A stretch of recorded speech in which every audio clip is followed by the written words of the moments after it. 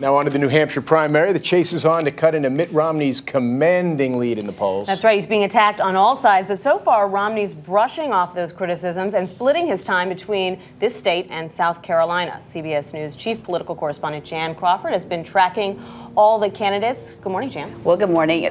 Romney does have that big lead, and that's because he has spent so much time here over the years, and so he can kind of expand his focus and look elsewhere into some of those other states. But of course, he is still campaigning hard here too, and he's been joined by Senator John McCain, who won New Hampshire in 2008 on his way to the Republican nomination. Mitt Romney started his day in New Hampshire, greeting voters and attacking President Obama. Capitalism, free enterprise works. Crony capitalism does not.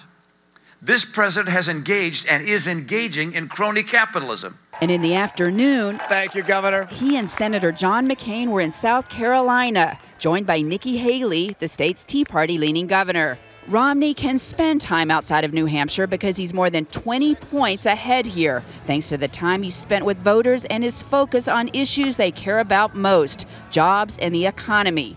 And unlike the other candidates, he has the money and organization to run a national campaign. How are you? By contrast, Rick Santorum has run a bare-bones campaign and is now trying to broaden his appeal beyond Iowa, telling voters he'll bring jobs back to America. I don't know how many jobs we'll create, but we will create jobs. But his brand of social conservatism may not work as well in New Hampshire, which has fewer social conservatives and evangelicals than Iowa.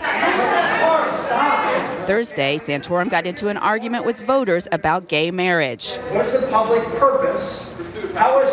I'm going to ask the question. If people want to respond, I'll be happy to call. Santorum is also getting criticism from Newt Gingrich, who has completely abandoned his pledge to run a positive campaign and is unleashing vicious and at times personal attacks on his rivals, especially Romney and Ron Paul. Talking about Santorum, Gingrich was outright dismissive. If you think of us as partners, he would clearly, in historical experience, have been the junior partner.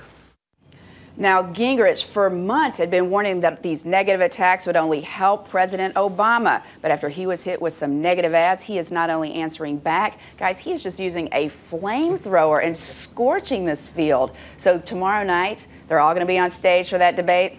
Get ready. It's going to be some fireworks, I think. Seriously, well, we'll definitely ask him about that coming up in a few minutes on the Early Show. Jan Crawford, thank you so much. Thanks.